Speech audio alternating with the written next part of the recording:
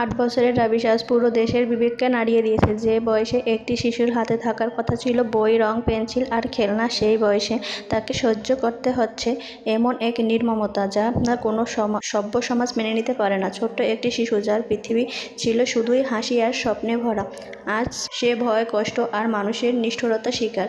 রাবিশার ঘটনা শুধু একটি পরিবারের কান্না নয়, একটি পুরো সমাজের ব্যর্থতা প্রতিচ্ছবি।